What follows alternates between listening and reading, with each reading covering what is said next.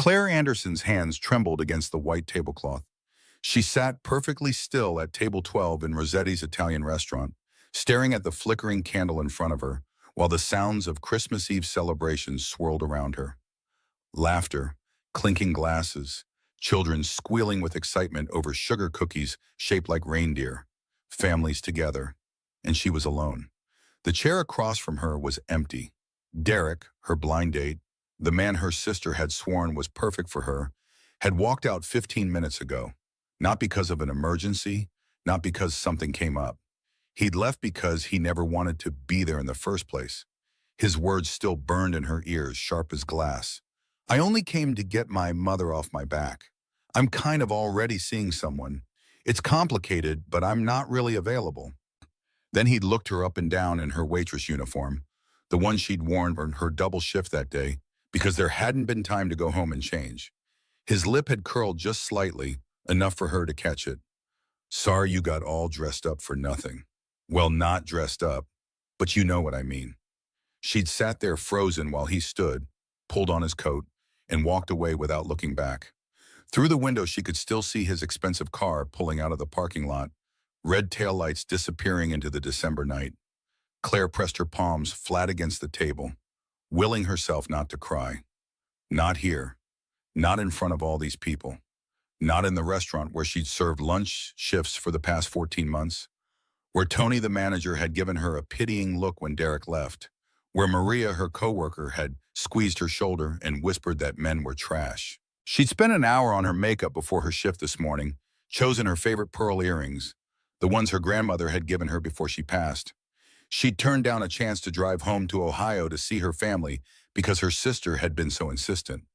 This could be the one, Claire. Just give him a chance. She'd given him a chance, and he'd looked at her uniform and decided she wasn't worth 30 more minutes of his time. The humiliation pressed down on her chest, making it hard to breathe. This wasn't just about tonight. This was about every failed relationship, every man who'd looked right through her, every time she'd hoped and been disappointed. At 31 years old, she was starting to believe something was fundamentally wrong with her, that she was the common denominator in all her romantic failures. 2 years ago, she'd been engaged. She'd had a teaching job she loved at Westbrook Elementary, a fiancé who'd promised her forever, a future that looked bright and certain. Then the complaint came. The parents who'd accused her of overstepping boundaries with their daughter, of getting too emotionally involved, of trying to replace the child's mother. The school had asked her to resign rather than fight it. Nathan had called off the engagement 2 weeks later, saying he couldn't handle the drama, couldn't be with someone whose judgment was that questionable. Now she served pasta to families who'd never know she'd once had dreams of her own classroom, her own students. She worked doubles at Rossetti's and morning shifts at Dr. Patterson's medical clinic, and at the end of each month, she barely had enough left over after rent and student loans to buy groceries. A waiter passed by, giving her a sympathetic glance. He'd watched Derek leave. They all had. Claire blinked rapidly, but the tears were building anyway. Hot, insistent, unstoppable. She just needed 1 minute to compose herself. Then she'd clock back in for the evening rush, serve happy families their Christmas Eve dinners, and drive home alone to her studio apartment where she'd spend the holiday watching other people's lives through her window. But before that minute could pass, she heard a small voice. "Excuse me, are you okay?" Claire looked down. Standing beside her table was a little girl, maybe 5 or 6 years old, with wild blonde curls that stuck out in every direction and bright hazel eyes full of concern. She wore a red velvet dress with white trim and a small bow that was sliding out of her hair. Claire tried to compose her face, tried to force a smile through the tightness in her throat. I'm fine, sweetie. Thank you for asking." The little girl tilted her head, studying Claire with an intensity that felt almost adult, as if she could see straight through the lie to the broken pieces underneath. "But you look sad. My daddy says it's okay to be sad sometimes, but you shouldn't be sad all by yourself. That makes it worse." The simple wisdom of it cracked something open in Claire's chest. A laugh escaped, watery and broken, but genuine. "That's very wise advice. My daddy is very smart." The confidence in the child's voice was absolute. the kind of certainty only children possess before the world taught them to doubt. That's him over there. He's not very good at braiding hair, but he makes really good pancakes on Saturdays, and he does funny voices when he reads stories. Claire followed the girl's gesture and saw a man frozen in his seat 3 tables away, his face a mixture of mortification and concern. He was tall, probably mid-30s, with dark hair and kind eyes that even from a distance carried a weight she recognized. The weight of someone who'd known real loss. He looked like he wanted to disappear into the floor. He stood quickly and hurried over, reaching for the little girl's hand, his expensive suit jacket perfectly tailored, his watch the kind that cost more than Claire made in 6 months. I am so sorry. She has absolutely no concept of boundaries. I do too have boundaries. I just don't like them. Despite everything, despite the humiliation still burning in her chest, despite the tears still threatening to fall, Claire laughed. Really laughed. Please don't apologize. She's wonderful. The man's shoulders relaxed slightly, but before he could respond, the little girl turned her attention back to Claire with the single-minded focus of a child on a mission. She tugged on his sleeve. Daddy, the lady is all alone on Christmas Eve. That's really sad. Can we eat dinner with her, please? Pretty please with sprinkles? The man's face flushed red, a flush that crept up from his collar to his hairline. Emma, sweetheart, we can't just invite ourselves to. It's okay. Claire surprised herself with the words. Really, you don't have to feel obligated. But the little girl, Emma, wasn't giving up. She looked at Claire with such earnest hope that it was almost impossible to resist. The kind of hope that hadn't yet learned that the world didn't always bend to wishes and wanting. Please, I can tell you about my Christmas list. I asked for a purple bicycle and also a dog, but Daddy says maybe on the dog. Maybe means probably not, but I'm still hoping. Claire looked at the man again, and something passed between them in that moment. A recognition, perhaps, an understanding that only people who'd known real loneliness could share. His eyes held questions and caution, but also something softer, something that suggested he knew exactly what it felt like to sit alone in a crowded room and feel invisible. He extended his hand, and she noticed a slight tremor in it, as if he was as nervous about this as she was. I'm Marcus Sullivan, and this little negotiator is Emma. Everyone calls me Emma, the girl added quickly, her enthusiasm undimmed. Except Grandma when I'm in trouble. Then she says Emma Rose Sullivan in a really loud voice. Claire shook Marcus's hand. His grip was warm, steady, the hand of someone who'd learned to hold things together even when everything wanted to fall apart. I'm Claire Anderson. Marcus hesitated, and Claire could see him weighing the decision, could see the careful consideration of a man who'd learned to protect what mattered most. Then he smiled, a genuine kind smile that reached his eyes and softened the lines of worry around them. Would you like some company? No pressure at all, but I'm told the breadsticks here are the best in the whole wide world. Claire looked at them, this earnest man with kind eyes and his irrepressible daughter in her red velvet dress, and felt something shift in her chest, something that felt dangerously like hope, like the possibility that maybe Christmas Eve didn't have to be the worst night of her life after all. I'd like that very much. Emma insisted on sitting between them. She climbed into the chair Derek had vacated 20 minutes ago, the chair that had represented rejection and humiliation, and immediately launched into a detailed explanation of why Rapunzel was obviously the best Disney princess. She has the longest hair and also a chameleon named Pascal, who changes colors and doesn't judge people. Marcus caught Claire's eye and mouthed an apology over Emma's head, but Claire shook her head, smiling. The truth was, Emma's enthusiasm was exactly what she needed.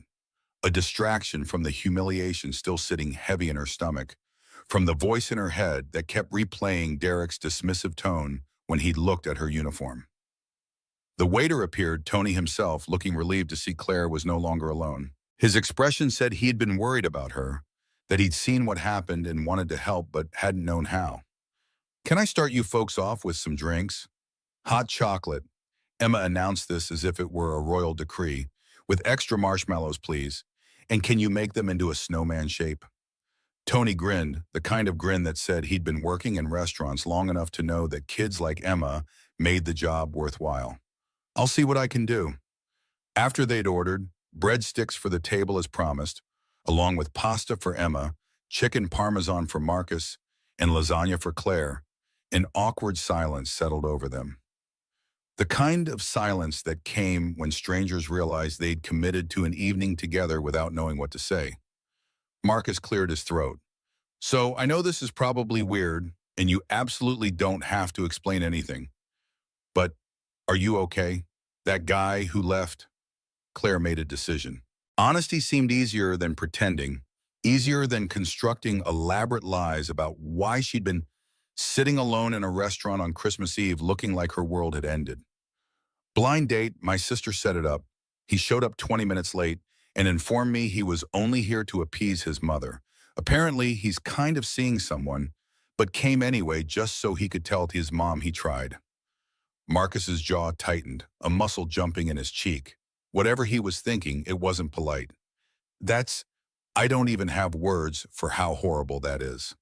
It's Christmas Eve. Claire's voice cracked slightly, despite her best efforts to keep it steady. I turned down dinner with my family for this. I actually thought... She stopped herself, shaking her head.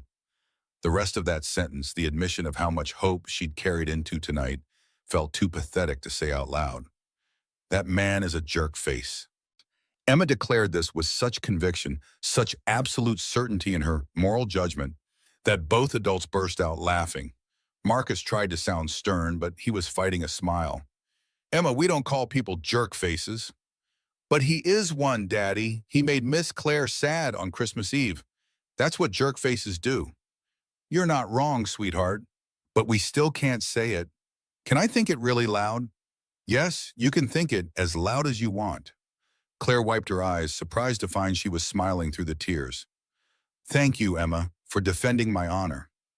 Emma reached across the table and patted Claire's hand with such solemnity it was almost comical, the gesture of a tiny adult trying to comfort someone much larger than herself. You're welcome. My daddy says good people shouldn't be sad, and you seem like a really good people. The breadsticks arrived, and Emma immediately grabbed one, declaring it the best in the whole wide world, just as she'd promised. Between bites, she peppered Claire with questions, each one fired off with the rapid intensity of a child who'd never learned to filter curiosity. What's your favorite color? Green, like this dress. Do you like dogs? I love dogs. Do you think Daddy should let me get a dog? Marcus interjected quickly, his voice carrying the weariness of someone who'd had this conversation many times. Emma, you can't recruit strangers to your cause. She's not a stranger anymore, Daddy. She's Miss Claire. That's different. Claire found herself relaxing for the first time all evening. There was something disarming about Emma's unfiltered enthusiasm, something that made it impossible to stay trapped in her own spiral of self-pity. Something healing about Marcus's quiet kindness, the way he looked at his daughter with such obvious love, such fierce protectiveness. When their entrees arrived, the conversation flowed more naturally. Marcus asked about her work, and Claire explained she was actually between careers, that she worked at Rossetti's and also at a medical clinic in the mornings. She didn't mention the teaching, didn't want to explain the whole complicated mess of what had happened at Westbrook. 2 jobs. Marcus's voice carried respect, not pity. That's impressive. It's necessary. Claire kept her voice light, but there was truth underneath it. Student loans don't pay themselves. His face lit up when Emma started talking about starting kindergarten in the fall, how she was already practicing her letters, how she wanted to learn everything about everything. I can write my whole name, EMMA. It's not a very long name, but I'm very good at it. That's impressive. Claire meant it genuinely. Most kids Emma's age were still working on their first names, still figuring out the difference between letters and numbers. Daddy says I get my smartness from my mommy. Emma said this matter-of-factly, then took another bite of pasta as if she hadn't just referenced something heavy, something that carried weight. Claire saw something flash across Marcus's face. Pain, quickly hidden. She didn't press, sensing there was a story there he wasn't ready to tell, a wound that hadn't fully healed. Instead, she asked Emma about her favorite books, and the little girl launched into an elaborate summary of a story about a dragon who was afraid of fire. Marcus jumped in occasionally to correct timeline details, And Claire found herself genuinely enjoying the chaos of their dynamic. The way Emma's imagination ran wild, and Marcus tried to gently guide it back to reality. The way they moved around each other like a team, like people who'd been doing this dance together for a long time. When Emma excused herself to go to the bathroom with Ruth, Marcus's mother, supervising from a distance, Claire sat back in her chair and took a deep breath. An hour ago, she'd been on the verge of breaking down. Now she was laughing, actually laughing. How had this happened? Marcus returned with Emma, who had somehow convinced him to let her get dessert. Just a small one, it's Christmas Eve. We can break the rules a little. Rules are made to be broken. Emma said this with the wisdom of someone who'd heard it said many times. Grandma Ruth says that all the time. Grandma Ruth says that when she sneaks you extra cookies, not as a life philosophy. Claire found herself telling them about her family, her older sister, who meant well, but was constantly trying to fix Claire's love life. Her parents, who lived in Charlottesville and still treated her like she was 18. She told them about the little boy in one of her former classes who'd insisted on bringing his pet rock to show and tell every single week. Former classes? Marcus picked up on the detail immediately, his attention sharpening. Claire hesitated, then decided there was no point in hiding it. I was a kindergarten teacher. I lost my job last year. There was a misunderstanding with a student's family. They felt I overstepped boundaries trying to help their daughter. The school asked me to resign rather than fight it. She waited for judgment, for the same look Nathan had given her. The look that said her judgment was questionable, that she couldn't be trusted. But Marcus just nodded slowly. That must have been devastating. It was. Teaching was my dream. Now I'm just trying to figure out what comes next. You'll figure it out. He said this with such quiet certainty, as if he could see something in her that she couldn't see in herself. Anyone who cares enough to overstep boundaries trying to help a kid, that's someone who should be teaching. Emma returned her attention to Claire, sliding closer on her chair. You seem nice. Are you nice, Claire? I try to be. I think you are. I can tell these things. I have good instincts. Marcus smiled. She does, actually. Better than mine most of the time. 2 hours passed, then 3. Claire had forgotten what it felt like to be part of something, to sit at a table and feel like she belonged there. Emma eventually started to fade, her enthusiastic chatter slowing down, her eyes beginning to close. I'm not tired. I'm just resting my eyelids. Marcus smiled softly, the kind of smile that said he'd heard this before many times, that he knew his daughter's tells. I think that's our cue. We should probably get this little one home before she falls asleep in her tiramisu. Claire felt a pang of disappointment sharp enough to surprise her. She wasn't ready for the evening to end, wasn't ready to go back to being alone. Of course, thank you for joining me, for saving my Christmas Eve. I think Emma deserves the credit. She's the brave one. They paid the bill. Marcus insisted on covering everything despite Claire's protests, and for once she was too tired to fight it, too grateful for the kindness to argue about pride. They made their way to the parking lot, Emma fully awake again now that they were outside, running ahead to look at the Christmas lights strung along the restaurant's exterior. She's really special, Claire said quietly, watching the little girl twirl under the lights, her red dress spinning out around her. She is. There was so much love in Marcus's voice, so much pride, that Claire felt her chest tighten. She saved me, honestly, after... He trailed off, then seemed to make a decision. After my wife passed away 3 years ago, Emma was only 2. I don't know how I would have survived without her. Claire's breath caught. I'm so sorry. It was cancer, rare autoimmune condition that attacked her organs one by one. 8 months from diagnosis, too. He couldn't finish that sentence. It still is hard some days. But Emma makes it easier. She makes everything easier. He turned to look at Claire, his expression earnest, vulnerable in a way that suggested he didn't often let people see this side of him. I know this is probably weird, and please don't feel obligated, but would it be too forward if I asked for your number? Not in a weird way. I'd just like to see you again, if you're open to it. Claire felt something warm bloom in her chest, something that felt like possibility, like the beginning of something she couldn't quite name yet. I'd like that too. They exchanged numbers, fingers fumbling with phones in the cold December air. Emma insisted on giving Claire a hug goodbye, wrapping her small arms around Claire's waist with surprising strength. "I'm really glad we found you. You have a nice smile. You should smile more." Claire's eyes stung with fresh tears, but these were different. Better. Cleaner. "I'm glad you found me too, Emma. Very glad."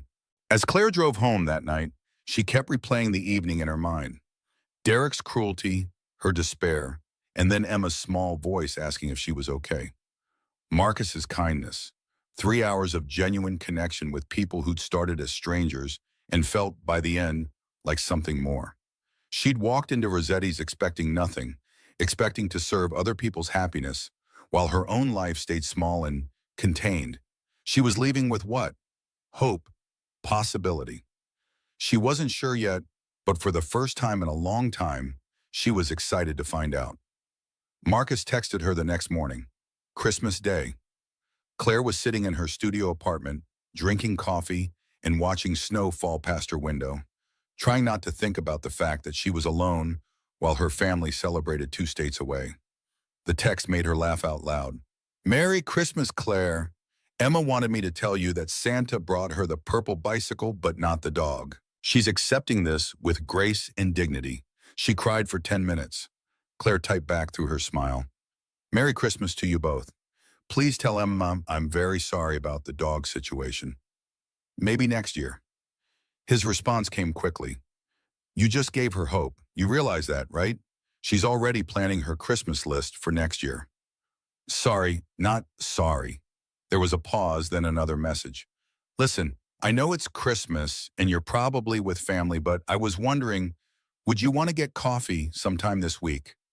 Just us, no 5-year-old chaperone, as much as I love her." Claire's heart raced as she typed her response. "I'd love that." They met at a small cafe near the James River on December 27th. Marcus arrived 5 minutes early, looking nervous in a way that Claire found endearing. He'd worn a navy blue sweater that brought out his eyes, and he held the door open for her with old-fashioned courtesy that felt genuine rather than performative. They ordered coffee and found a table by the window where weak winter sunlight filtered through. And then they talked. They talked about everything. Marcus told her about meeting his wife Sarah in college, about how they'd built a life together in Richmond. He told her about the diagnosis, the rare autoimmune condition that had attacked her organs one by one, about the 8 months of fighting that followed. She was so strong.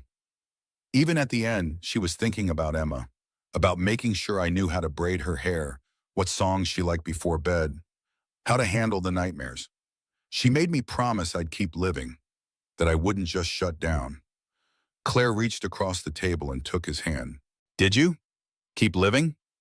Marcus was quiet for a long moment, staring into his coffee as if the answer might be written in the foam. Not at first. The first year was just survival, getting through each day, making sure Emma was okay. My mom moved in, which helped, but I was so angry, Claire, at everything, at the universe, at myself for not being able to fix it. That's understandable. Maybe, but it wasn't fair to Emma. She'd lost her mother and she needed her father, and I was just hollow. Working 18-hour days at the Heat-O company, using business as an excuse to not feel anything. He looked up, meeting Claire's eyes. But Emma kept pulling me back. She'd ask me to read stories, to play Tea Party, to watch cartoons. And eventually I started to feel things again. Started to remember what joy felt like. Then it was Claire's turn. She told him about her string of failed relationships, about the men who'd been emotionally unavailable, or still hung up on exes, or simply not interested in anything serious. She told him about Nathan, about being engaged and having it fall apart the moment things got difficult, about Derek and the humiliation of Christmas Eve, though now with distance it felt less devastating, more like a bad memory that was already starting to fade. I was starting to think I was the problem, that maybe I was asking for too much or expecting things that don't exist. Marcus leaned forward, his voice firm with conviction. "You're not the problem, Claire. Trust me on that. Those men were idiots who couldn't recognize what was right in front of them." That's a kind thing to say. It's a true thing to say. They stayed at that cafe for 4 hours until the barista started giving them pointed looks about closing up. When they finally left, walking to their cars in the dimming afternoon light, Marcus turned to Claire. Can I see you again? Soon? Yes, please. Their second date was near New Year's Eve at the public ice skating rink downtown. Emma came along, bundled up in a pink coat and matching hat with a pom-pom on top. Claire hadn't skated since high school, and she wobbled dangerously on the ice until Marcus caught her arm. They made a wobbly circle together, all three of them holding hands, Emma giggling every time one of them nearly fell. This is the best New Year's ever. Even better than last year when Grandma Ruth let me stay up till 9. As midnight approached, Marcus looked at Claire. Can I? She nodded. Their first kiss was gentle, tentative, the kiss of two people who'd been hurt before and were learning to trust again. Emma squealed between them. Ooh, but also yay. Claire drove home that night feeling something she hadn't felt in years. Like maybe the future didn't have to look like the past. Like maybe there were second chances waiting in unexpected places. In restaurants on Christmas Eve. In the brave questions of little girls who saw sadness and couldn't walk away. The next afternoon, Ruth pulled Claire aside at Marcus's house while he was getting Emma ready for bed. The older woman's eyes were shrewd, assessing, not unkind but not soft either. You seem like a good person, Claire, but you should know something. What? Ruth's expression was serious. My son has been through hell.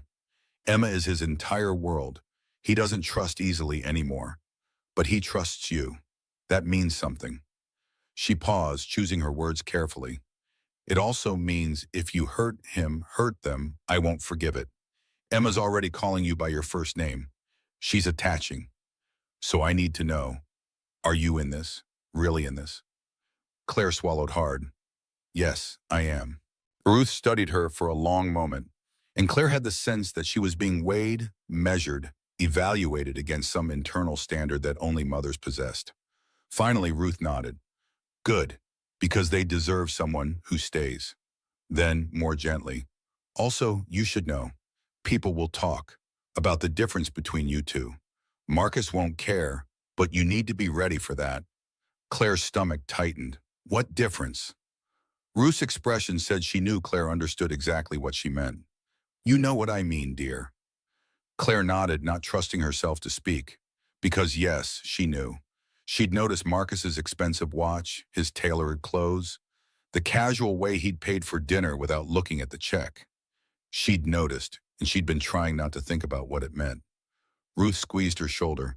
Just be prepared, that's all I'm saying. The rest will work itself out if it's meant to. Claire left that evening with Ruth's words ringing in her ears. People will talk.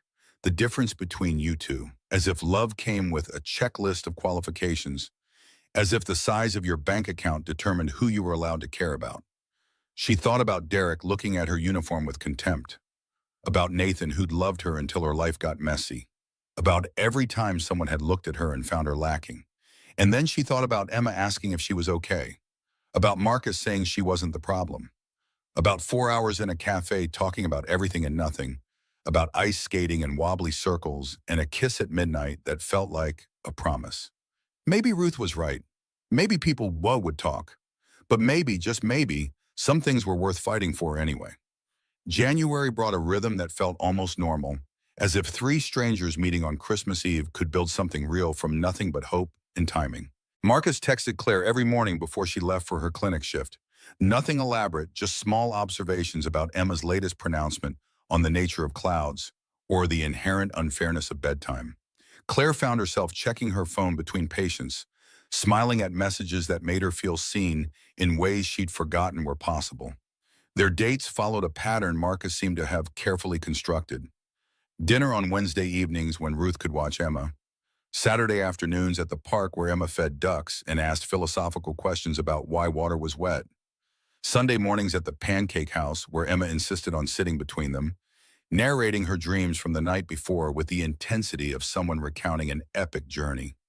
Claire noticed things about Marcus in those early weeks, the way he always ordered for Emma first, anticipating what she'd want before she asked, how he carried hand sanitizer and Band-Aids in his jacket pocket, prepared for scraped knees and sticky fingers.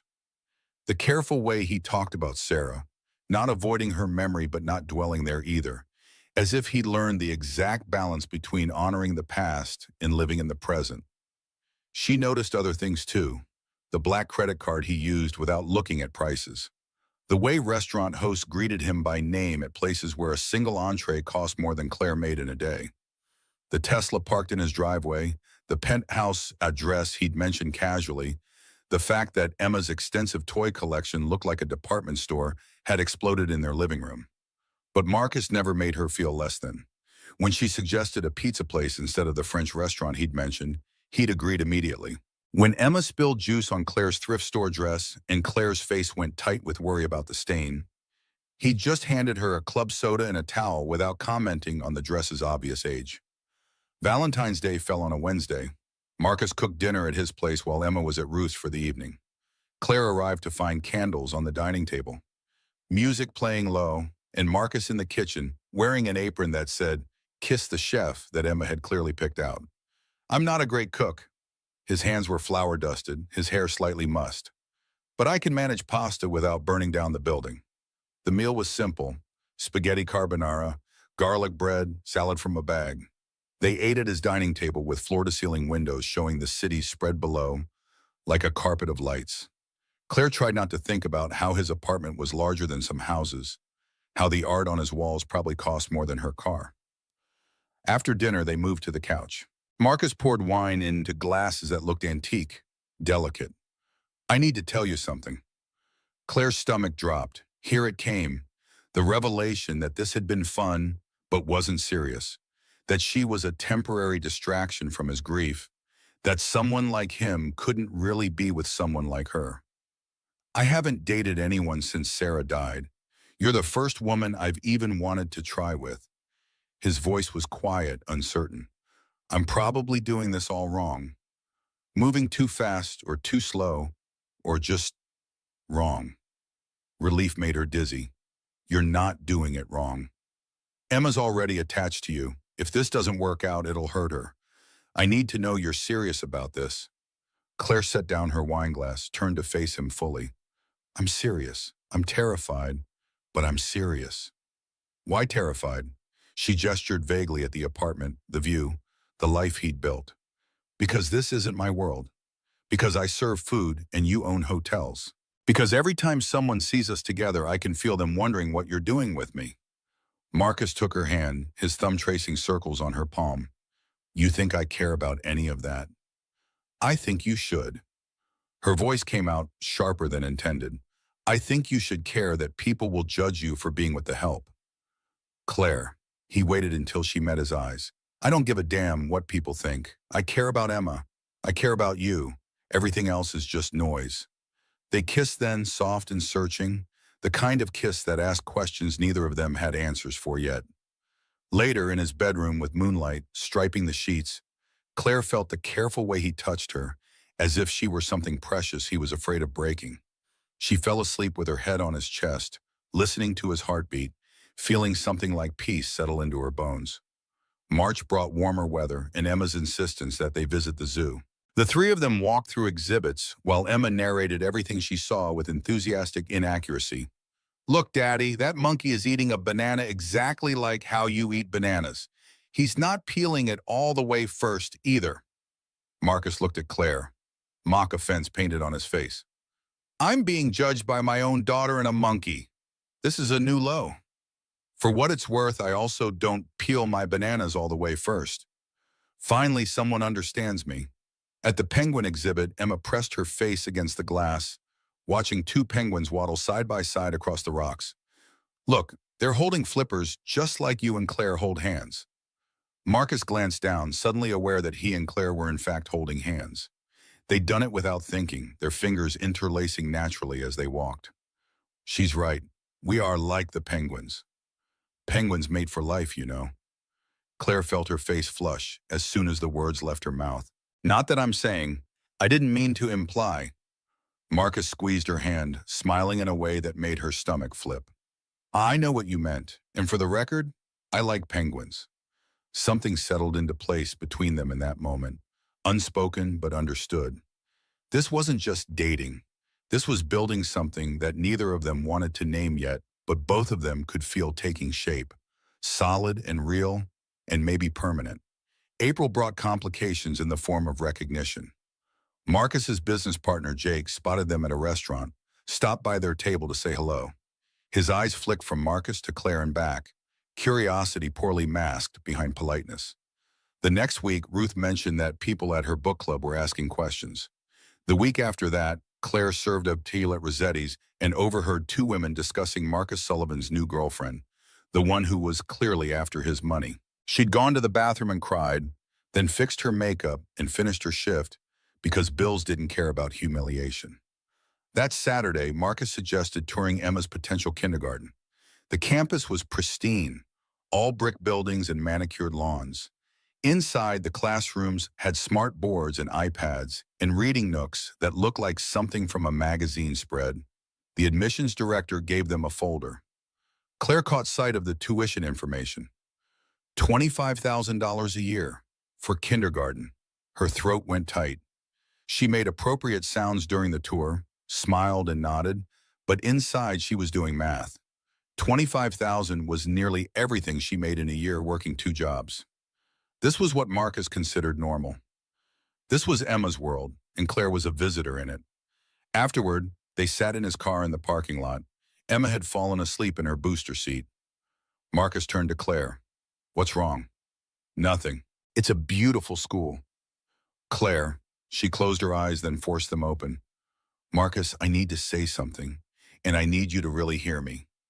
"I'm listening." "Our lives are very different. And you own hotels. I serve food. You send Emma to schools that cost more than I make in a year.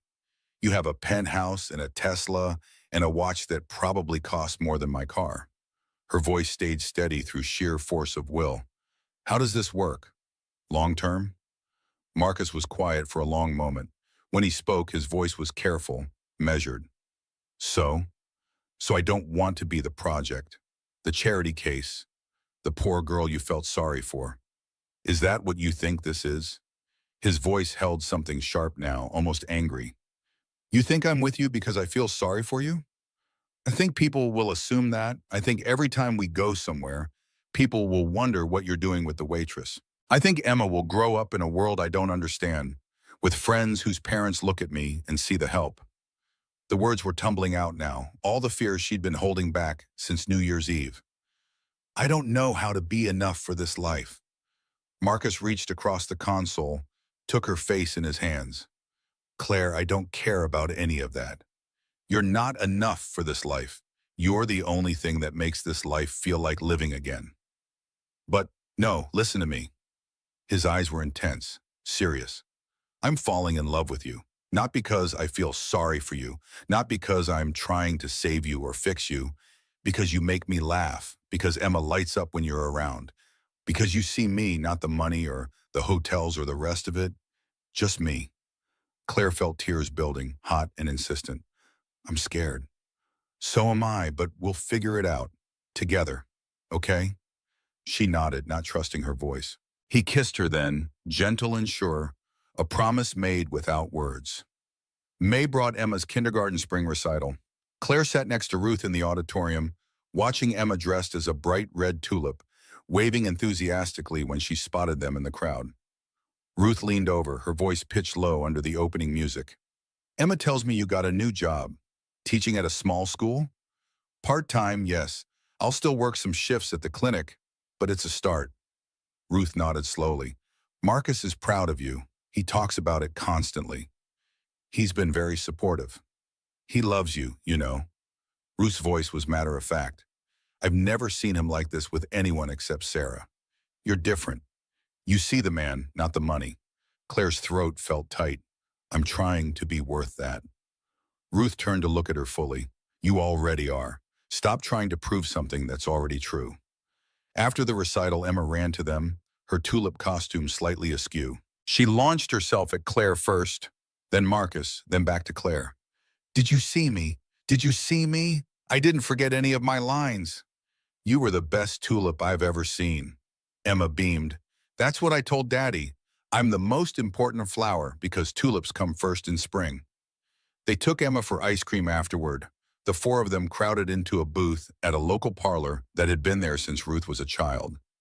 Emma got chocolate with sprinkles, managed to get most of it on her face rather than in her mouth. Claire reached over with a napkin, wiped Emma's cheeks, and looked up to find Ruth watching them with something soft in her expression. June brought honesty in the form of a conversation Claire had been avoiding. They were at Marcus's penthouse, Emma asleep down the hall, when Claire brought it up. I need to tell you something about what happened at Westbrook. Marcus looked up from his laptop, closed it. Okay. I got too involved with a student, a little girl whose family was struggling. She came to school, hungry sometimes, wearing the same clothes multiple days in a row. I started buying her lunch, keeping extra snacks in my desk. Then I started driving her home when her mom's car broke down. Claire's hands twisted in her lap. Her parents were going through a divorce. The mother found out I'd been helping and thought I was trying to replace her. She complained to the school. They investigated, found I'd violated about a dozen policies, asked me to resign. Did you cross a line? Claire had asked herself this question 1,000 times in the 14 months since. Yes, I got emotionally invested. I saw a kid who needed help, and I helped without thinking about boundaries or policies or what was appropriate.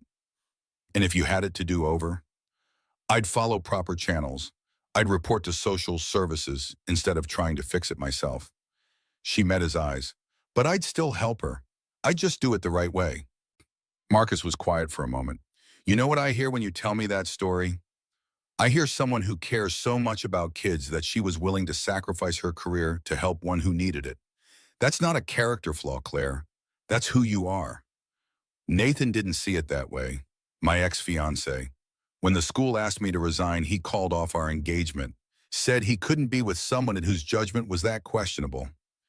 Then Nathan was an idiot who didn't deserve you.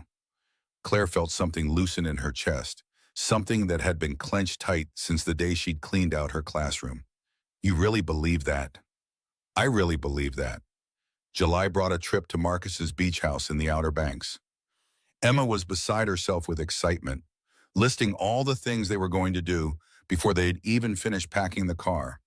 Build sandcastles, look for shells, swim in the ocean, eat ice cream every single day because Daddy said rules could be broken at the beach.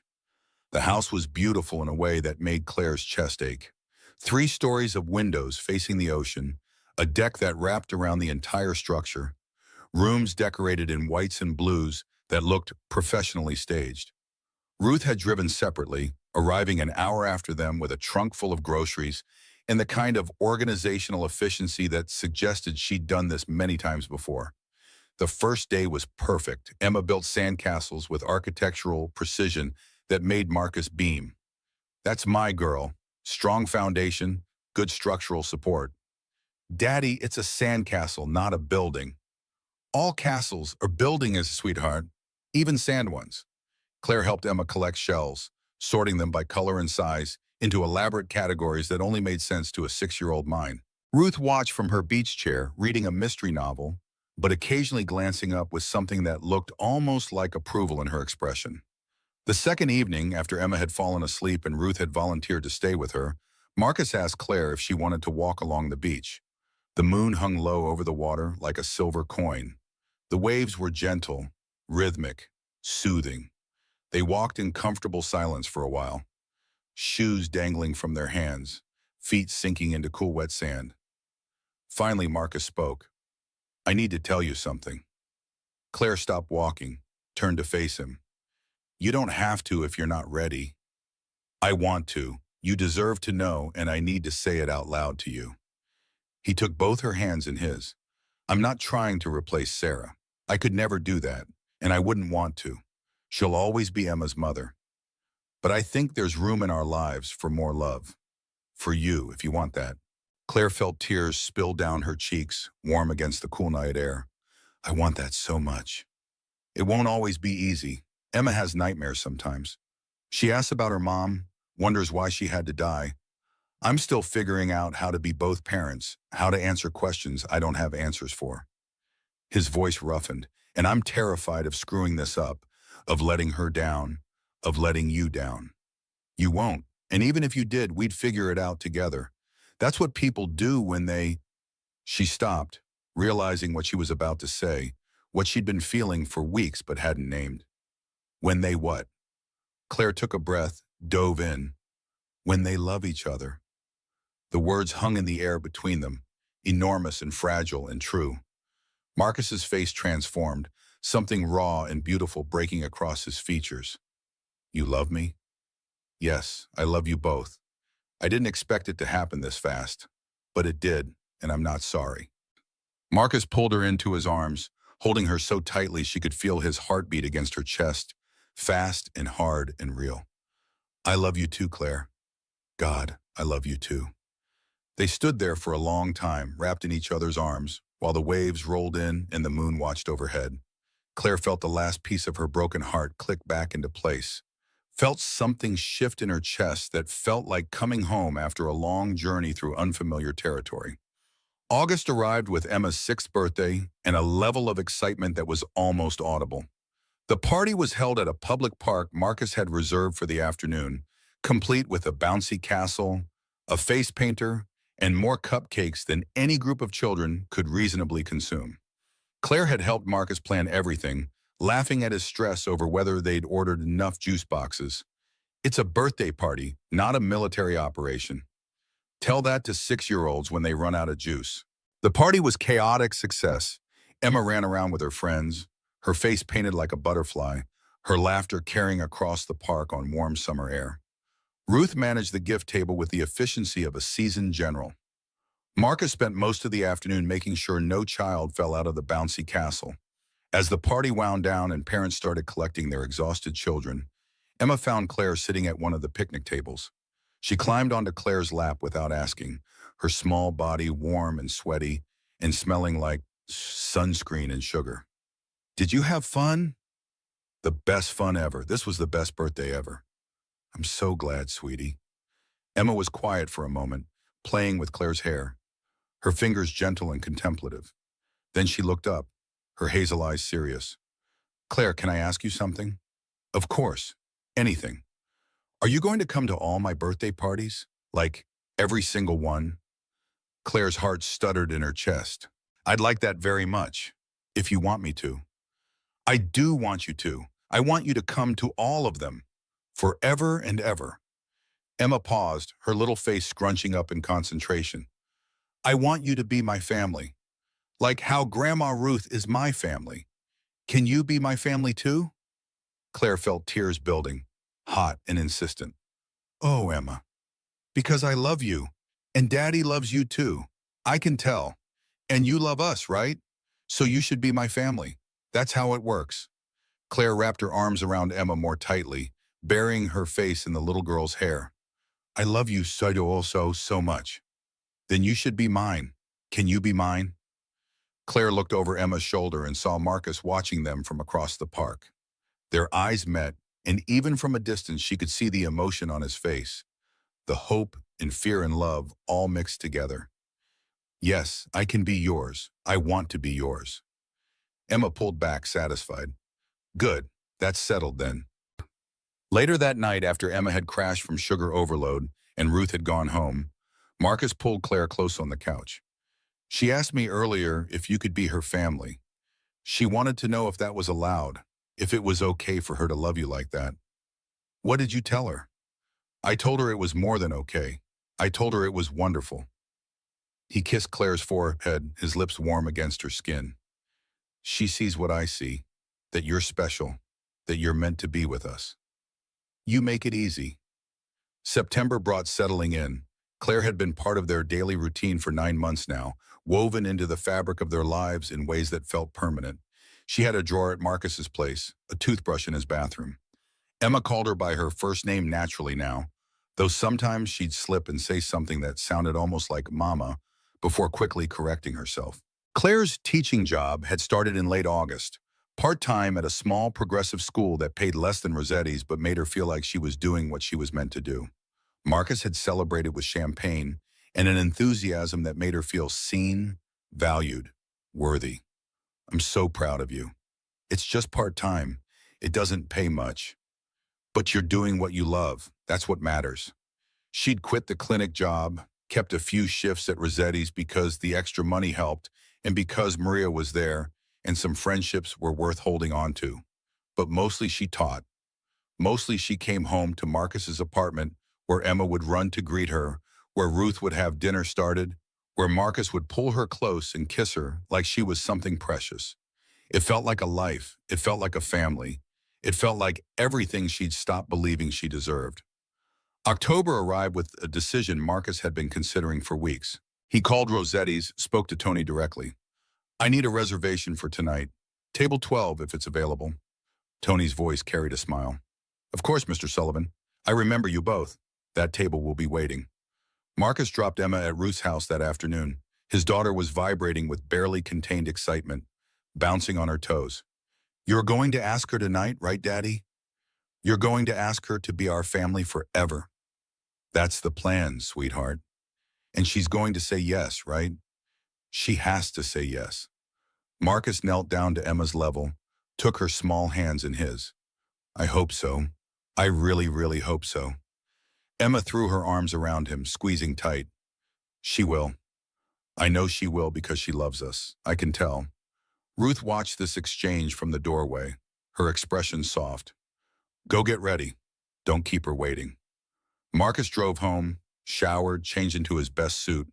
The ring he'd bought 3 weeks ago sat in its velvet box in his pocket, small and solid and terrifying. He'd picked it out with Emma, letting his daughter help choose the setting, the stone.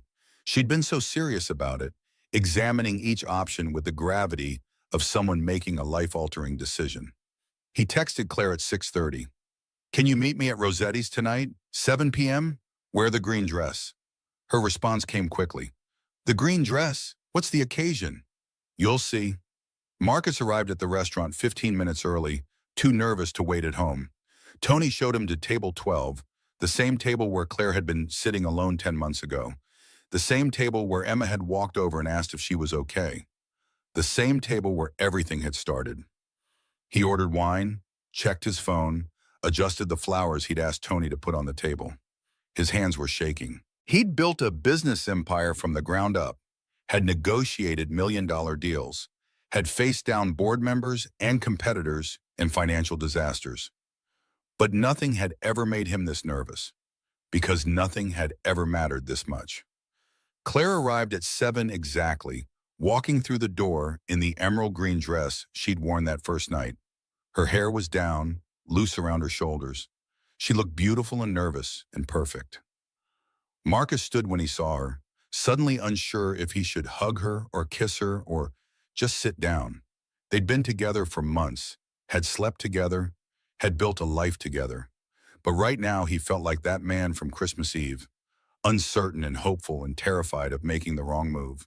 She sat down across from him, smiling. "You remembered the dress." "How could I forget? This is where it all began." They ordered wine and breadsticks, Emma's favorites.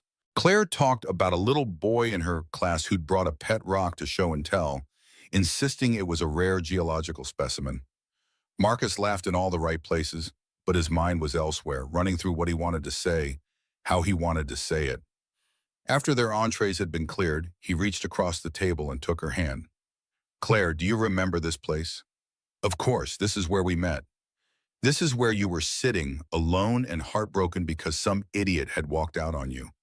This is where my daughter, who was braver than I'll ever be, walked up to you and asked if you were okay. This is where everything changed." His voice was shaking slightly, but he pushed through. "These past 10 months have been the most incredible of my life. You've been so patient with me, with Emma, with all of it, with my grief and my caution and my fear of getting this wrong." Claire's eyes were already glistening with tears.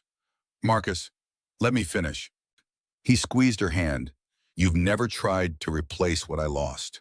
You've just added to it, made it bigger, made it better, made it feel like living instead of just surviving." He paused, choosing his next words carefully. "I love you. Emma loves you. I don't want to imagine my life without you in it." He stood up, but he didn't kneel. Not yet. Claire watched him, her expression a mixture of hope and confusion and something that looked like Poe fighting to break free. "I'm not asking you to marry me, not tonight." He saw her face do something complicated, saw the flicker of disappointment quickly masked. "Because I want to do this right. I want Emma to be part of it when that time comes. But I am asking you this. He took both her hands in his, held them firmly. Will you be part of our family? Will you let us be part of yours? Will you take this chance with us? Claire was crying now, tears streaming down her face. Yes, yes, Marcus, to all of it. Yes. They kissed across the table, awkward and perfect, and the restaurant around them erupted in applause from diners who'd been watching without them noticing. Marcus paid the check and they walked to the parking lot, hands linked, both of them dazed and happy, and slightly uncertain what came next. Marcus pulled out his phone. I need to call Emma. She made me promise to call the second you said yes. Ruth answered on the first ring. Well, she said yes. There was a rustling sound, then Emma's voice exploded through the speaker. She said yes? She said yes. I knew it. I knew she would say yes. Emma's squeal was so loud they both had to hold the phone away from their ears. In the background, they could hear Ruth laughing. I knew it the very first second I saw her, Daddy. I knew she was supposed to be ours. Marcus looked at Claire, standing there in her green dress with tears on her cheeks and love in her eyes, and felt something settle into place that had been broken for 3 years. You're right, Emma. She was always supposed to be ours. Part 2. Complete word count. 5,523. Emma's voice continued through the speaker, high and breathless with joy. This is the best day ever. Better than my birthday. Better than when I got my purple bicycle. Can we have pancakes tomorrow to celebrate? With chocolate chips? And can Claire come? Please, please, please. Marcus laughed, the sound free and unguarded in a way Claire hadn't heard before. Yes to all of the above. She'll be there. Best day ever. Emma's enthusiasm was infectious, spilling through the phone and filling the parking lot. Then quieter, more serious. Daddy, can I talk to Claire? Marcus handed over his phone. Claire pressed it to her ear, her voice still thick with tears. Hi, Emma. Hi, Claire. I just wanted to say I'm really glad my daddy found you. Or that I found you. Or that we all found each other. Emma's words tumbled over themselves in her rush to get them out. And I'm really glad you're going to be my family now, forever and ever. Claire had to wipe her eyes again. Mascara be damned. I'm glad too, sweetie. So glad. Okay, I'm going to go now because Grandma Ruth says I need to calm down before bedtime. But I love you, okay? I love you too, Emma. See you tomorrow for celebration pancakes. After they hung up, Marcus and Claire stood in the parking lot of Rossetti's, holding each other under the October stars. The same restaurant where they'd met. The same place where Claire's worst Christmas Eve had turned into the beginning of something beautiful. Thank you. Marcus's voice was quiet against her hair. For what? For taking a chance on us. On me. On a single dad with a chaotic 6-year-old and a lot of baggage. Claire pulled back to look at him. She's not chaotic. She's perfect. You both are. We're a package deal, you know. Me and Emma. You can't have one without the other. I wouldn't want to. I want both of you, all of you.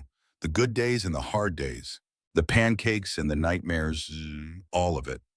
Marcus kissed her then, soft and sweet and full of promise. Claire knew with absolute certainty that she was exactly where she was supposed to be. The next morning, Claire showed up at Marcus's penthouse at 9 sharp, carrying fresh strawberries and whipped cream for the pancakes. Emma answered the door before Marcus could reach it, still in her pajamas, and threw herself at Claire with such force they both nearly toppled over. You came. I knew you would come. Of course I came. I promised celebration pancakes, didn't I? Emma grabbed Claire's hand and dragged her toward the kitchen where Marcus was already mixing batter, his hair still damp from the shower. Ruth was setting the table with the kind of precision that suggested decades of hosting family breakfasts, every fork and napkin aligned just so. When they saw Claire, both of them smiled. Ruth walked over and pulled her into a hug that was brief but genuine, the kind of hug that said welcome without needing words. Welcome to the family. That was it. No ceremony, no grand announcement. Just acceptance. Simple and complete. They made pancakes together, all 4 of them crowded into Marcus's kitchen that was large enough for a restaurant but somehow felt cozy with the right people in it. Emma insisted on helping, which meant there was batter on every surface and chocolate chips scattered across the floor. But no one cared. They were too busy laughing, too busy being together, too busy building something that felt like the start of forever. Claire flipping pancakes while Marcus chopped strawberries. Emma narrated everything they did as if documenting it for history. Ruth made coffee and orange juice and kept up a running commentary about how Marcus had never been able to cook before Sarah died, how he'd learned because Emma needed him to, how love made people capable of things they'd thought impossible. They sat around the table eating pancakes, drowning in syrup and strawberries, and Emma raised her glass of orange juice with exaggerated solemnity. "I want to make a toast." Everyone lifted their glasses, waiting. To family, and to Claire, who is the best family ever. And to Daddy for finally being brave, and to me for walking over to her table that night, even though Daddy said I had no boundaries. Marcus tried to look stern, but couldn't manage it through his smile. I stand by that statement. To family! They all echoed, clinking glasses together, orange juice and coffee and happiness spilling over into laughter. Claire looked around the table at Marcus with his kind eyes and terrible pancake flipping skills, at Emma with her wild blonde curls and her fearless heart, at Ruth with her gruff warmth and her quiet approval. She realized something in that moment, watching syrup drip onto the expensive tablecloth that no one seemed to care about. Sometimes the worst moments in life were doorways to something you never could have imagined. October folded into November with an ease that surprised Claire. She'd expected some massive shift after Marcus's declaration, some fundamental change in how they moved through the world. But instead, everything just settled more deeply into place, as if they'd been building toward this all along and had finally reached stable ground. She still kept her studio apartment, still paid her own rent, but she spent most nights at Marcus's place. Emma had started calling her Claire with a possessive quality, as in my Claire when talking to friends at school. Sometimes the little girl would slip and say something that sounded like the beginning of Mama before quickly correcting herself, her eyes darting to Marcus as if checking whether this was allowed. Marcus always just smiled and squeezed Emma's hand, letting her navigate this new terrain at her own pace. Claire's teaching job had fully bloomed by November. The small progressive school where she worked valued creativity over standardization, gave her freedom to design lesson plans that actually engaged her students. She came home energized rather than drained, full of stories about the little boy who'd insisted that dinosaurs still existed in remote jungles, the girl who'd written a play about a princess who saved herself. Marcus loved hearing about her days. He'd ask detailed questions over dinner, genuinely interested in the minutiae of kindergarten drama, and Claire felt seen in a way she hadn't since her early days at Westbrook before everything fell apart. Ruth had fully accepted Claire into the family fold, inviting her to book club meetings and asking her opinion on Emma's wardrobe choices. The older woman still maintained a certain reserve, a protective distance that said she was watching to make sure Claire didn't hurt her son or granddaughter. But underneath that caution was growing warmth, the kind that suggested Ruth was starting to believe this might actually last. Thanksgiving arrived with an invitation to join Marcus's extended family gathering at his uncle's house in Virginia. Claire met cousins and aunts and uncles who all seemed to have been briefed on who she was and why she mattered. They were kind, welcoming, though she caught some of them exchanging glances that suggested curiosity about the kindergarten teacher dating the CEO. Emma stayed glued to Claire's side all day, showing her off like a prized possession. "This is my Claire. She's going to be my family forever." Marcus's cousin James pulled him aside at one point, his voice pitched low, but not low enough. "She seems great, man. Really great. Just, you sure about this?" Marcus's response was immediate and firm. "More sure than I've been about anything since Sarah." December arrived with the one-year anniversary of their meeting approaching. Marcus had been planning something, Claire could tell, but he kept the details to himself. Emma was vibrating with a secret, constantly on the verge of spilling it before catching herself and pressing her lips together dramatically. "What are you two plotting?" Marcus tried for innocent. "Nothing." "You're terrible liars," Emma giggled. "That's what Grandma Ruth says, too." Christmas Eve arrived and Marcus insisted they dress nicely. "We're going somewhere special." "Where?" "You'll see." They drove to Rossetti's and Claire felt her chest tighten with recognition. This was where it had started. This was where Emma had seen her crying, and decided loneliness was unacceptable. This was where her life had split into before and after. Tony greeted them at the door, his smile knowing. Mr. Sullivan, Miss Anderson, welcome back. And Miss Emma, you've grown.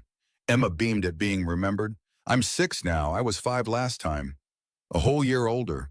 Very impressive. Tony winked at Claire. Table 12 is ready for you.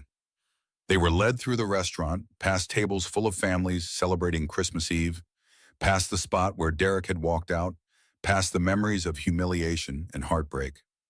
When they reached table 12, Claire stopped. It was the same table.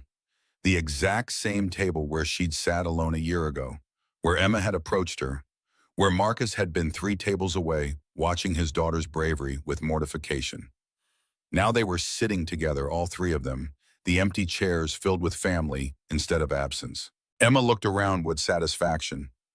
This is where I found you, right, Claire? This is exactly where you found me. They ordered dinner, Emma insisting on breadsticks and hot chocolate with marshmallows shaped like snowmen. Marcus kept glancing at Claire with an expression she couldn't quite read, nervous and excited and tender all at once. After their entrees arrived and Emma was absorbed in her pasta, Marcus cleared his throat. Claire, do you remember what today is? Christmas Eve, 1 year since we met. 1 year since Emma walked up to you and changed 3 lives forever. He reached across the table, took her hand.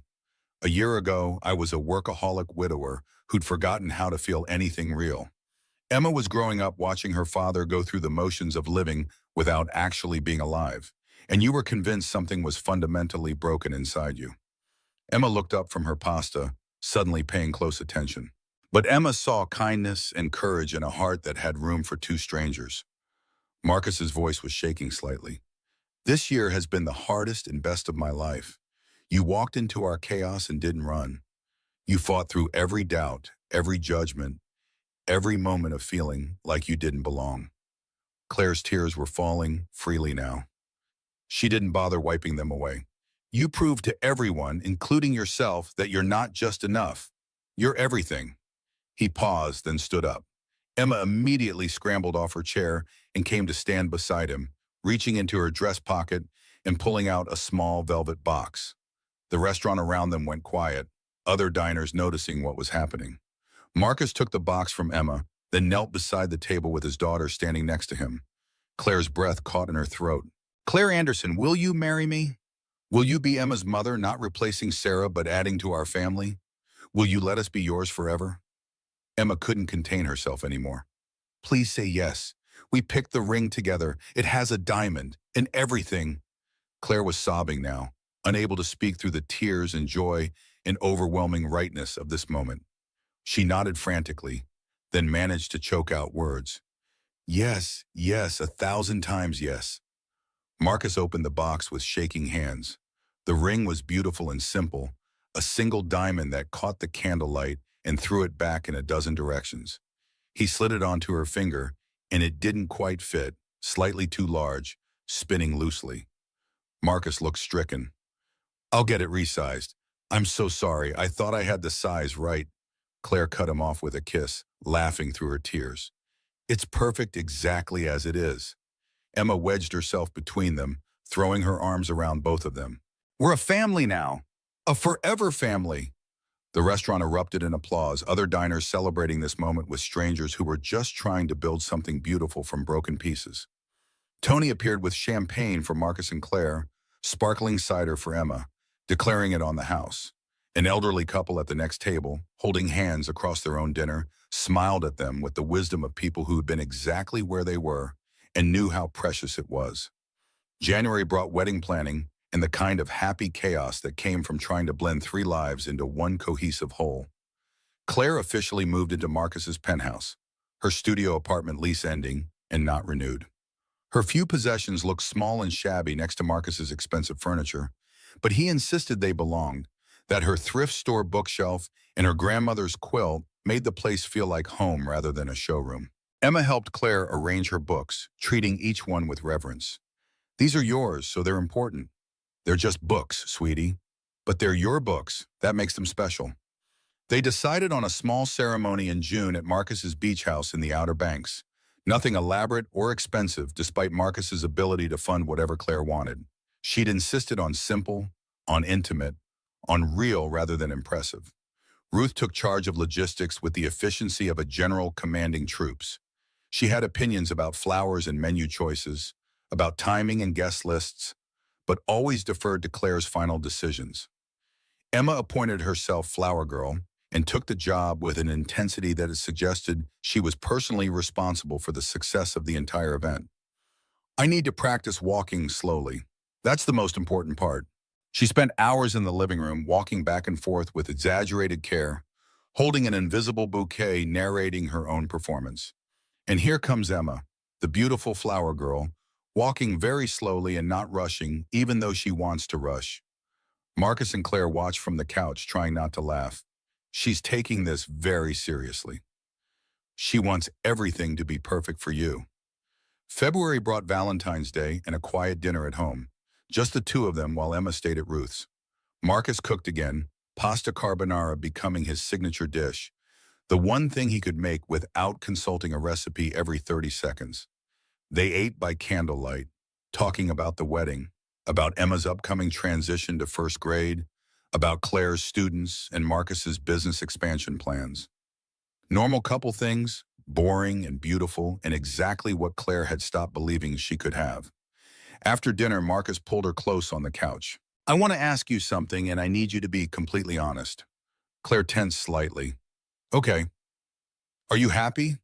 Really happy? Not just content or making do, but actually happy.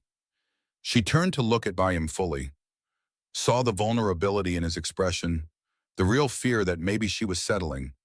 Maybe she was with him for security rather than love. Marcus, I'm happier than I've ever been in my entire life. I wake up every morning and can't believe this is real. You don't feel like you gave up too much? Your independence, your space, your life before this? I didn't give up anything. I added to what I had. I added you and Emma and Ruth and this whole life I didn't even know I wanted. She took his face in her hands. You're not a compromise, Marcus. You're the dream I didn't know how to dream.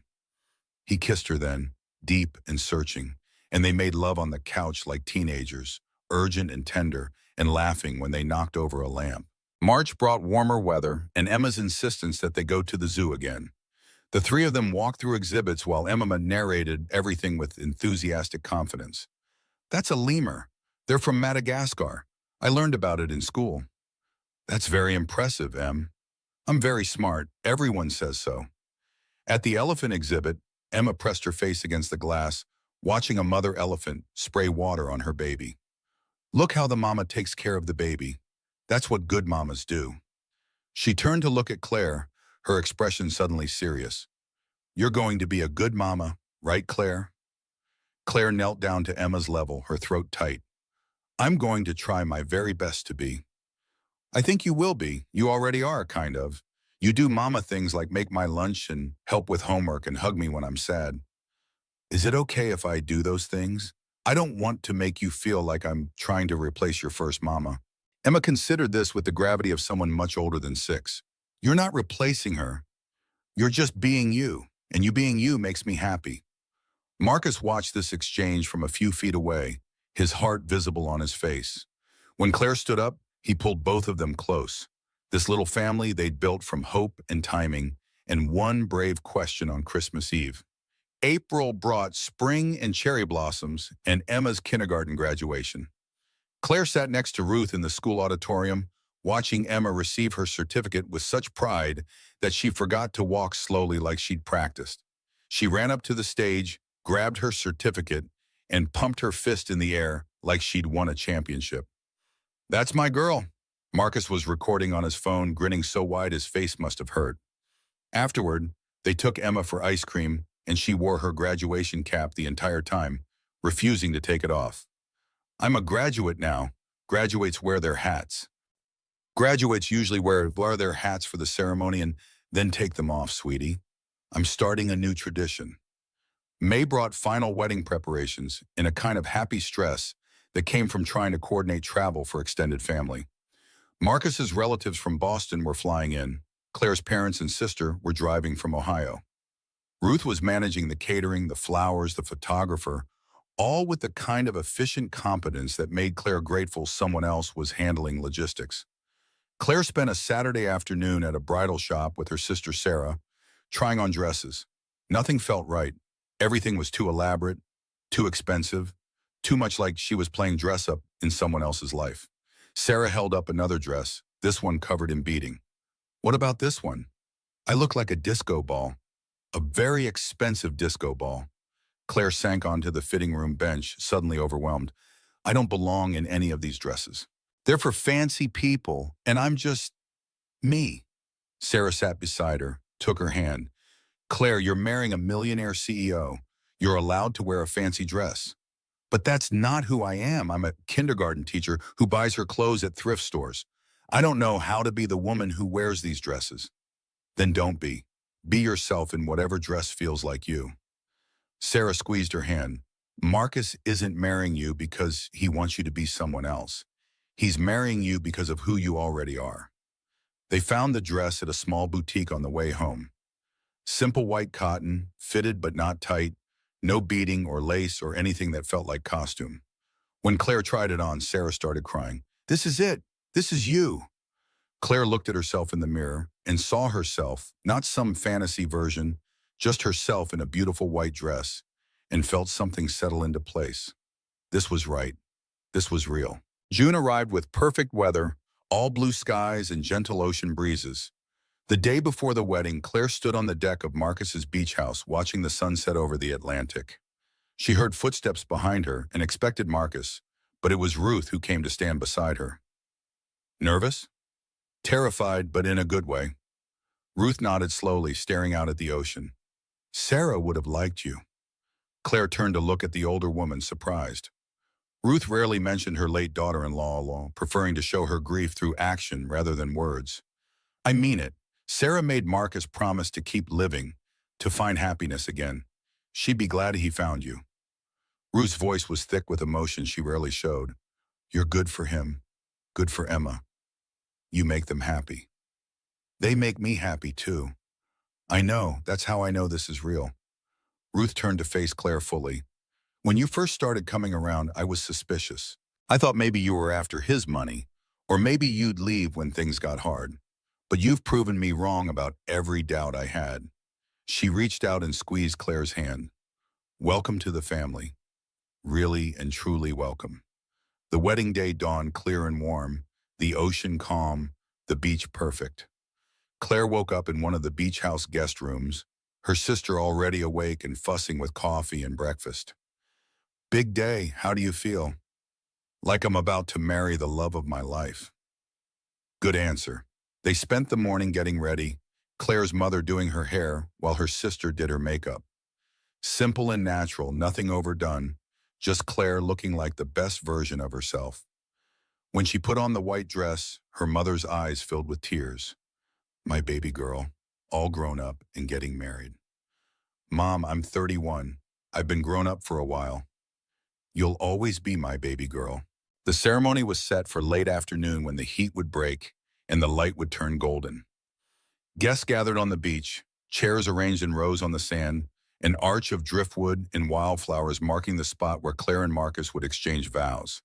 Emma was ready hours early, her red dress pressed and perfect, her flower basket clutched in both hands. She'd insisted on red, a callback to the velvet dress from Christmas Eve, and Marcus had agreed immediately. Whatever Emma wanted for this wedding, Emma got. Ruth had gotten ordained online specifically for this purpose, surprising everyone with the announcement. If I'm giving my blessing, I'm doing it officially. Claire waited in the beach house with her father, watching through the window as guests took their seats. She could see Marcus already standing under the arch, his suit perfectly tailored, his expression nervous and hopeful, and so full of love it made her chest ache. Ready, sweetheart? Her father offered his arm. More than ready.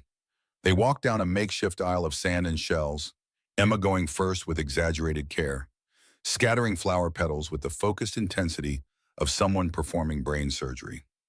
Claire followed on her father's arm, her bare feet sinking into warm sand, her eyes locked on Marcus, who looked at her like she was the only person in the world. When they reached the arch, her father kissed her cheek and stepped back. Marcus took both her hands in his, and up close she could see tears in his eyes. Ruth stood before them, her voice steady and sure. We gather here today on this beach to witness Marcus and Claire joining their lives together. This is not just a marriage, but the formation of a family, the blending of three lives into one whole. She looked at Emma, who was standing beside them, vibrating with barely contained excitement. Emma, you've been part of this story from the very beginning. What do you want to say to Claire today? Emma stepped forward, her voice clear and certain. I want to say that I'm really glad I walked over to your table that night. I'm glad I asked if you were okay. And I'm glad you're going to be my mama forever. Claire was crying now, couldn't help it. I'm glad too, sweetie. So glad. Ruth continued, Marcus, do you take Claire to be your wife, to love and honor, to support and cherish, through all the days of your life? Marcus's voice didn't waver. I do. Claire, do you take Marcus to be your husband, to love and honor, to support and cherish, through all the days of your life? I do. Ruth smiled, then turned to Emma. And Emma, do you accept Claire as your mama, to love and respect, to learn from and grow with? Emma's voice rang out clear and joyful. I do. Everyone laughed, the sound carried away on ocean wind. Then by the power vested in me by the internet, and by the love I have for this family, I pronounce you husband and wife. Marcus, you may kiss your bride. They kissed while Emma squeezed between them, refusing to be left out of this moment she'd helped create. The small gathering of family and friends applauded, and Claire felt everything click into place, every broken piece of her past suddenly making sense because they'd led her here to this beach, to this man, to this child, to this family. The reception was on the deck, fairy lights strung between posts, music playing softly from speakers Marcus had set up. They ate and danced and toasted to new beginnings. Emma fell asleep on Ruth's lap halfway through, exhausted from the excitement, her red dress rumpled and her face peaceful. As the sun set and painted the sky in shades of orange and pink, Marcus pulled Claire away from the party, led her down to the beach. They walked to the water's edge, stood with waves lapping at their feet, the sound of celebration fading behind them. Mrs. Sullivan, he tested the name, smiled at how it sounded. That's me. Any regrets? Not even for a second. She leaned into him, felt his arms come around her. You? Only that I didn't find you sooner. They stood there in the fading light, two people who'd been broken and had learned to be whole, two people who'd met by accident and built something by choice. Behind them, their family celebrated. Before them, the ocean moved endlessly, constant and sure. Claire thought about the woman she'd been 18 months ago, sitting in a restaurant on Christmas Eve, convinced she was fundamentally flawed. That woman felt like someone from another life, someone she barely recognized, because that woman hadn't known that sometimes the worst moments are doorways to the best ones. That sometimes you have to sit alone and feel broken before a child with wild blonde curls walks over and asks three words that change everything. Marcus kissed her temple, his voice soft against her skin. What are you thinking about? About how we got here, about Emma seeing me crying and deciding loneliness was unacceptable, about how one question from a 6-year-old changed 3 lives. 5 lives, Marcus corrected gently. Don't forget my mom and your family. Ripples go farther than we think. Claire turned in his arms to face him, framed his face with her hands. I love you. I love Emma. I love this life we've built. I love that I get to wake up every morning and choose this, choose you, choose us. Choose us every day. His voice was fierce with feeling. For the rest of our lives, choose us every day. Deal. They walked back to the party hand in hand, husband and wife, ready to start this next chapter. Emma woke up when she saw them, ran to meet them halfway, and they scooped her up together. The 3 of them stood there on the beach as the last light faded, wrapped in each other's arms, and Claire felt something settle into her bones that felt like peace, like home, like everything she'd ever wanted without knowing how to name it. Later that night, after the guests had gone and Emma was tucked into bed and the house was finally quiet, Claire and Marcus stood on the deck, looking at stars scattered across the night sky. The ocean moved beneath them, constant and eternal, A reminder that some things lasted beyond single moments, beyond individual choices, beyond even the people who made them. Marcus pulled Claire close and she rested her head on his chest, listening to his heartbeat. Steady, sure, real. Thank you. His voice was quiet, meant just for her. For what? For saying yes that first night. For taking a chance on us. For being brave enough to believe you deserve this. Claire smiled against his shirt. Thank you for letting a strange little girl walk up to my table. For not being the kind of person who would have dragged her away. Emma's always known things I was too scared to see. She saw you needed us and we needed you. All in about 30 seconds. Smart kid. Gets it from her mothers.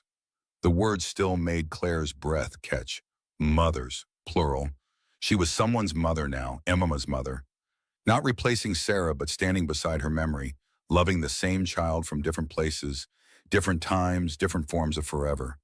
They stood there holding each other while the ocean moved and the stars watched, and somewhere inside the house, Amma slept peacefully, secure in the knowledge that she had two parents who loved her and loved each other.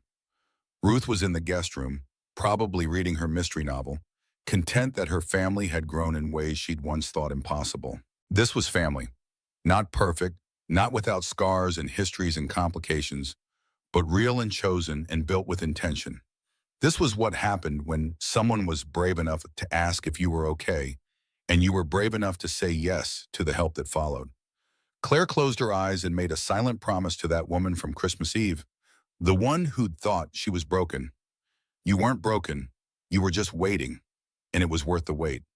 Marcus's arms tightened around her, and she knew he was thinking something similar, remembering the man he'd been a year and a half ago, hollow and going through motions, convinced the best parts of his life were behind him. They'd both been wrong. The best parts were every ordinary morning and evening that followed, filled with pancakes and homework and bedtime stories, and the kind of love that didn't announce itself with fanfare but showed up quietly, day after day, choosing to stay. The moon rose higher, full and bright, turning the ocean silver. Music drifted from a neighbor's house, someone else's celebration joining theirs across the summer night. Claire breathed deep, tasting salt air and possibility, feeling Marcus's heartbeat against her cheek, and knew with absolute certainty that she was exactly where she belonged. Tomorrow they'd wake up as a married couple. They'd make breakfast, and Emma would demand pancakes because she always demanded pancakes after important events. Ruth would make coffee and offer unsolicited opinions about wedding details that could have been better. They'd pack up and drive home to Richmond, and regular life would resume, unglamorous and beautiful. But tonight, on this beach where they'd promised forever, under stars that had witnessed countless other promises across countless other years, they held each other and felt the weight of what they'd built. Not just a marriage, but a family. Not just a relationship, but a home. Not just love, but the daily choice to keep loving even when it was hard, even when it was boring, even when it was just two people and a child navigating ordinary life together. The ocean whispered against the shore, ancient and patient, and Claire thought about all the people throughout history who'd stood on beaches like this one, making promises they hoped to keep. Some of those promises had lasted. Some had broken. But they'd all started the same way, with hope and intention in the belief that this time, this person, this love might be the one that lasted. And sometimes, if you were very lucky, if you were brave enough to let a little girl ask if you were okay, if you were willing to build something slow and careful and real, sometimes those promises did last. Sometimes they lasted forever. Claire opened her eyes and looked up at Marcus, found him already looking down at her, and saw her whole future in his expression. The ordinary days and extraordinary moments, the challenges they'd face and overcome together, the family they'd continue building with every choice to show up, to stay, to love even when it was hard. Ready to go inside? His voice was soft, reluctant to break this perfect moment. In a minute.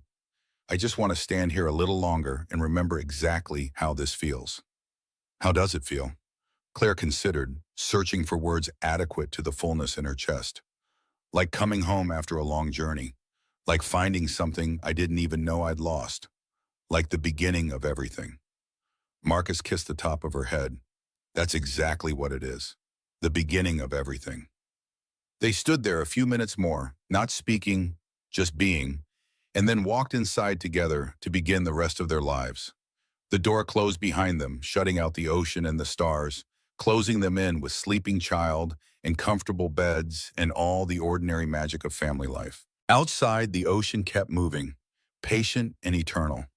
The stars kept watching, distant and bright. And somewhere in the universe, other people were sitting alone in restaurants, convinced they were broken, not yet knowing that sometimes all it takes is one brave question to change everything.